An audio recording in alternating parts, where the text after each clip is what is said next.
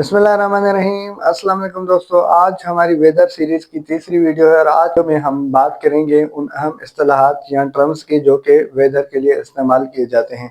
तो सबसे पहले जो टर्म हमारे पास वेदर के लिए इस्तेमाल किया जाता है उसे सनी यानी कि धूप वाला, जिस दिन यानी कि मौसम साफ़ हो उस दिन को सनी बोलते हैं। उसके बाद क्लाउडी, जिस दिन बादल आ रहे हों और जा रहे हों तो या बादल छाए हुए हों उस दिन को क्लाउडी बोलते हैं। जिस दिन बारिश हो रही हो तो उसे रेनी बोलते हैं।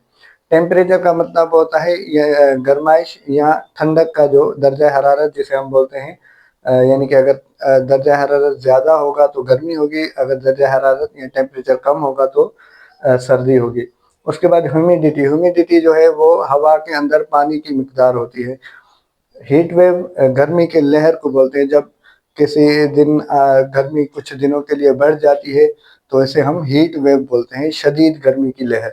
उसके बाद विंडी, तेज़ हवा के मौसम को, जिस तरह अभी तेज़ हवाएं चल रही हैं तो इस मौसम को विंडी बोलते हैं।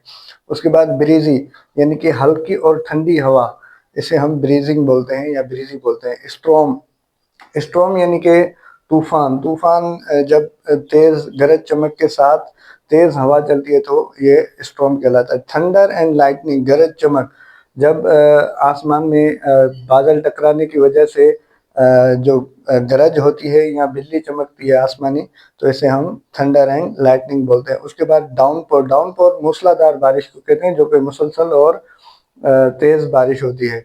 उसके बाद ड्रीज़ल है, ड्रीज़ल असल में बूंदाबांदी को कहते हैं, यानी कि हल्की हल्की जो बारिश होते है उसे हम ड्रीज़ल कहते हैं। आज के लिए इतना ही, मज़ीद हम अपनी अगली वीडियो में देखेंगे।